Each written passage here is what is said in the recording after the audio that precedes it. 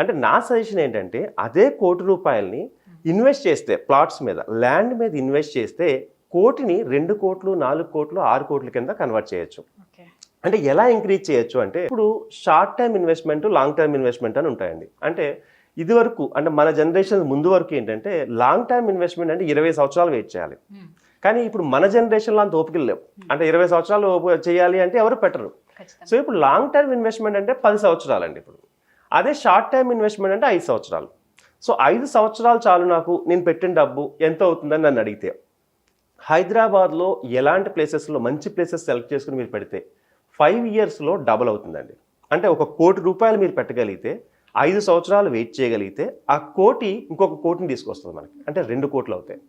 అంటే ఇది అన్ని చోట్ల అని కాదు, బాగా ప్లేసెస్ చూసుకోవాలి, మంచి కంపెనీని సెలెక్ట్ చేసుకోవాలి, దానికి లీగల్గా క్లియర్గా ఉందా లేదా చేసుకోవాలి. ఇలాంటివన్నీ సెలెక్ట్ చేసుకుని మీరు చేసుకోగలిగితే 2 కోట్లు మనకు లాభం వస్తుంది. అయితే ఫర్ ఎగ్జాంపుల్ 1 కోటి 2 కోట్లు అయింది. ఎన్నాళ్ళు అయింది? 5 సంవత్సరాల్లో అయింది. సంవత్సరానికి 12 మాసాలు అంటే 60 నెలల్లో మన ₹1,00,00,000 2 కోట్లు అయింది. అంటే దాన్ని డివైడ్ చేస్తే 1,00,00,000/60 పెట్టుకుంటే అంటే 1,66,666 సుమారుగా అంత అమౌంట్ అంటే మనకి ప్రతి నెల వస్తుంది అన్నట్టు. అంటే 4 ప్లాట్ల మీద చూసుకున్న 41,666 సుమారుగా ₹42,000 ఆదాయం మనకు ప్రతి ప్లాట్ మీద వస్తుంది ఒక 5 సంవత్సరాల్లో. ప్రతి నెల వస్తున్నట్టే, ఎందుకంటే మన కోటి 2 కోట్లు అయింది కాబట్టి. అదే మీరు 10 సంవత్సరాలు వెయిట్ చేయగలిగితే ఈ కోటి 5 కోట్ల నుంచి 8 కోట్ల వరకు అవ్వచ్చు.